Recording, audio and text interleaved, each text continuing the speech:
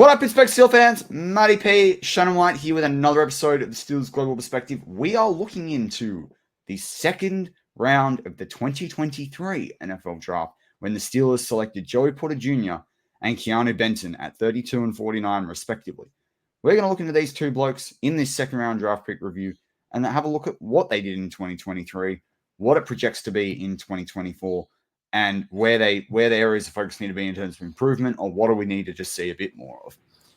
So, Shannon, I think it makes sense to start with Joey Porter Jr. first. Chronologically, he was the guy picked. He was picked with the first pick of the second round, which in usual draft years, it's the it's the last pick of the first round. I know that's black and gold goggles. I still think the Steelers should have got the option to give Joey Porter Jr. a fifth-year option, because at the end of the day, the fifth-year option is for 32 picks. If I was Joey Porter Jr., I'd be pretty pissed off by that, because, I just think he was the 32nd pick in the draft. He should have the fifth-year option. It wasn't his fault. It wasn't the Steelers' fault. No, that somebody lost their first-round pick. So yeah, I agree. I think that both Joey Porter Jr. and the Steelers kind of got screwed a little bit in that one. Now I've said it, I should have looked this. I should have thought about it earlier, but I kind of wonder whether, because legally, and you're a very litigious society over there in America, although we're very much like that these days here too. But I wonder whether the legality of the fifth year option is tied to the first round in the collective bargaining agreement, or it's tied to the number of picks, because obviously there's the rookie wage scale in terms of where you get picked. I think it's the number of picks. I mean, I think it's the first round. It must be, because otherwise the Steelers would have had a legal case, picks, right? If three teams lost their first round pick, it would still be just first round only. But it's funny. Yeah, that one always strikes me. All right, well, Joey Porter Jr. We graded Broderick Jones out of 5, so I think I want to do that again for obviously we'll stay consistent. We can add some things up and then do the draft class. But I think when it comes to Joey Porter Jr., let's give the rating first on Joey Porter Jr. and then we'll talk a little bit through it. So with Joey Porter Jr., if you had to rate him out of 5, as I said in the last show we did, 5 being he had an awesome year, just need to see more in 2024. 1 being this guy needs to prove his spot on the roster, or maybe even I want this guy off the roster. What grade do you give Joey Porter Jr.? To me, Joey Porter Jr. was the best rookie for the Steelers last year, and I would give him a 5. Not saying that he doesn't have room for improvement, but he answered every question, and he checked every box for me. Yeah. It's a hard one. I don't know whether I'll get back to you once we've got through all the picks, who I think was the best pick and why, because I've got something different comes to mind a little bit, but I cannot disagree. I thought that he might have taken a few more weeks to adjust, but I think for me, coming of age in that Baltimore game in particular, where he had that interception, I felt like that was his coming of age moment. And what a moment for him too. Like Marky D, props to him, had Brian McFadden on his show this week, and you heard Brian, and I caught a little bit, a smallest part of it. I want to listen back to it properly over the weekend, as I want to listen back to your Pump Your Break show. And I thought it was interesting where B-Mac, the bit I happened to catch was when he was talking about what it was like playing in a game and making the big plays against the Colts.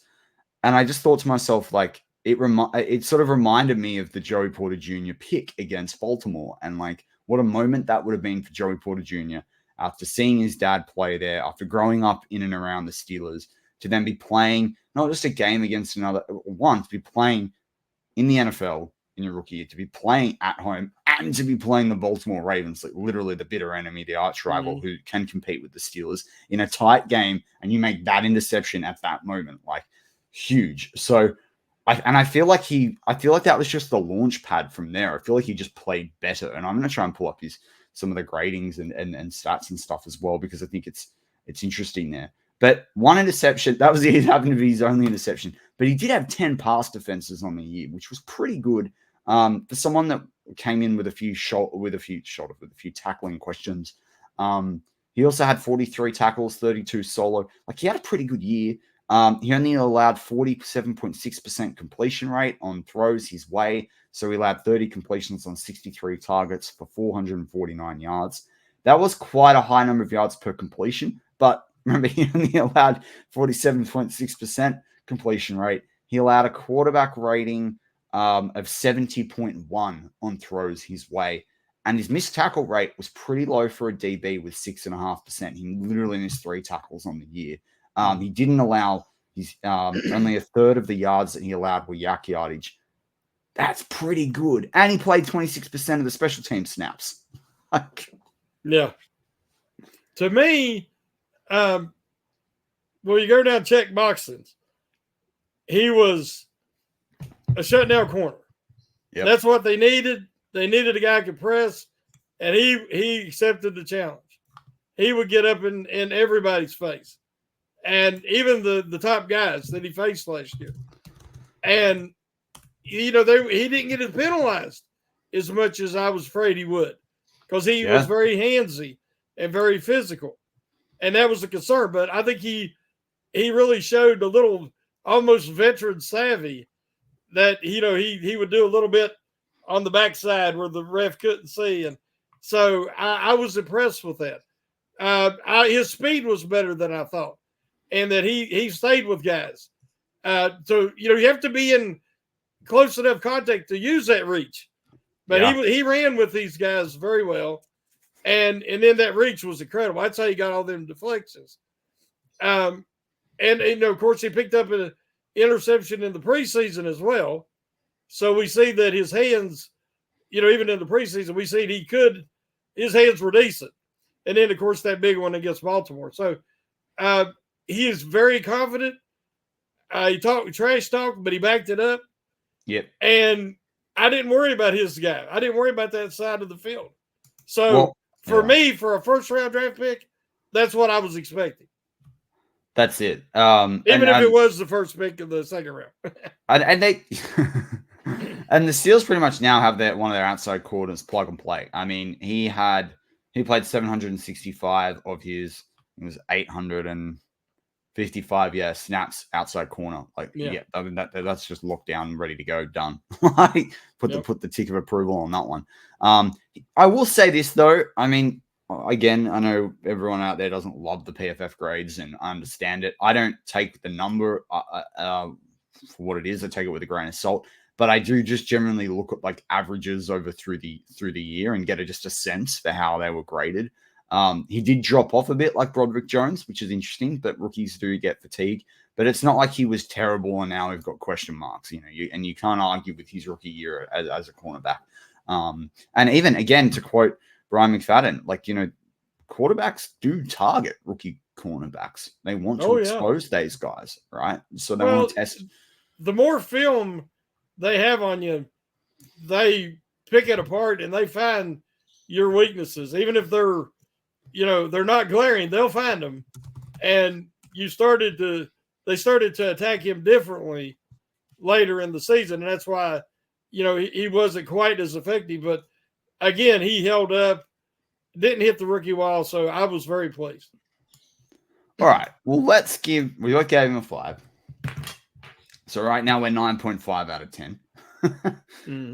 Let's go to Broderick Jones.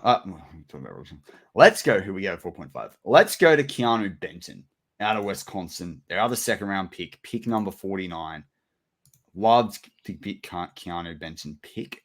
There are one or two other guys that I thought the Steelers might go. They went with a big wrestler out of Wisconsin who recorded his first sack. And I'll never forget this.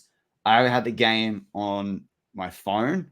I was at Singapore Zoo taking a shot of a lion who had just roared, and as the roar happened, I heard the commentator go and Benton gets his first sack, and I pull it up, and I'm like, because I was watching on my phone, but then I'd look between the camera and whatever, and then he's got his first. I just thought to myself, the lion has roared for the Steelers. I don't know, it just was this funny moment that I had.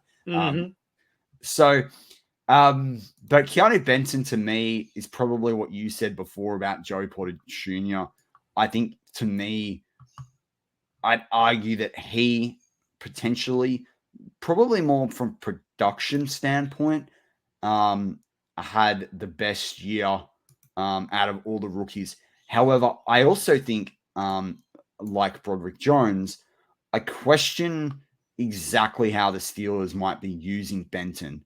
I am worried that they're using him too far interior. So I'm keen to talk about that with you as well. But just for everyone's benefit out there, he had 24, I think it was total tackles. He had 1 sack, 7 quarterback hits, 16 hurries, 2 batted balls, and he only missed 5 tackles on the year as well, which is a higher percentage than Joey Porter Jr. However, it's a bit different when you're getting, the way you're blocking. They're a very different type of player and what they've got to do on defense effectively. Well, to me, Benton exceeded my expectations. But when we watched him at the Senior Bowl, you've seen, because he come into the Senior Bowl with a reputation as a really good run defender, limited pass rush. Well, in the Senior Bowl, which was interesting as well. That surprised me. That was people's takes, because I think he showed a lot of opportunity. Like, I thought he showed a lot on tape that suggested he had pass rush moves. But it was just interesting that was the. Well, I thought that. I thought his athleticism at the Senior Bowl really showed that he's kind of like a dancing bear. And when you see him, like, without pads, you couldn't tell if he's a fullback, because he's proportionally put together. He has a very athletic build. That shocked me. So then once in the preseason and the season started and he was getting some early playing time, you see some burst there that they really didn't talk about. He's very strong. I do think he needs more of a pass rush arsenal, but I think that will come in time. I agree that I think they playing him out of position. He's not a nose tackle. To me, he will replace Cam Heyward. That's where I think that he will be most effective. And he can drop on the inside to rush the passer like Cam does sometimes. But he will, he is going to be really a great young, talented replacement, and will probably take some of Cam's snaps this year because they don't want to overutilize or overuse Cam at his age coming off the injury he had. But I give him 4.5 because he did exceed my expectations. I see potential, untapped potential, especially in the pass rush. Because, how many of them, I think you said 16 hurries. I remember them all. And he just missed. He either got there a split second after TJ or after Highsmith, or he kind of, I ain't going to say he whiffed, but he couldn't slow down, and he would flush the quarterback to one side, and somebody else would get the sack. So I think that's interesting as well, because if you look at the stats between Pro Football Reference and PFF, I went off the PFF ones there because there are some that are incomplete with actually Pro Football Reference, which is rare. Usually they're on top of it, but the numbers are a lot higher on PFF because of the way they measure pressures. And look, how they measure pressures seems to work for Myles Garrett getting Defensive Player of the Year versus TJ Watt. So I guess we're going to go for it. But the other thing I should have mentioned too is he had 2 forced fumbles. So I should have mentioned that as well. And I remember one of them was just a hustle where he dove in right as the play was ending, but he still wanted to get a lick in and he forced the fumble. So I like that. I love his effort. He seems to really have bonded with all of his line mates already, and nobody has nothing but praise for the young man. So I think they got a really good one in Benton. It was interesting as well, just the last sort of stat I'll give on him. So according to PFF, and their snap alignments are usually pretty on point. He played 198 snaps over the A gap, and then he played 292 over the B gap. He played 18 over the tackle and 7 they consider outside from there. But I think that's sort of coming into the A gap on certain schemes and stunts, and then the B gap. I in the B gap is where he can. I'm glad that they played him it ended up being, I think, 96 more snaps there. But I do think or 94, I should say. But I do think that's probably where we're going to see him be more productive. I'm giving him a 5 because I think for the 49th pick in the NFL draft, and I think if we'd only been able to get him and we didn't have that extra second round pick, he would have over-delivered for, and I think about some of the guys that went ahead of him. Yeah. And I think some of the guys that went ahead of him, like Mazai Smith, I think he was picked by the Cowboys. And there was another DT in that draft that was picked. Where did he go? I have a mental blank, but there was another top DT. I think Benton ended up being the third DT picked. They didn't have as productive years. So that's where I'm going there with Benton. But that's going to close out our second round draft pick 2023 review show. I think we've given these guys both in total now a 9.5. So that's pretty cool for those guys. So we're pretty much even in terms of how we're grading these guys. Stay tuned for our mid-round pick show and our late-round pick show as well. I'm Matty P with Shannon White. As always, go Steelers.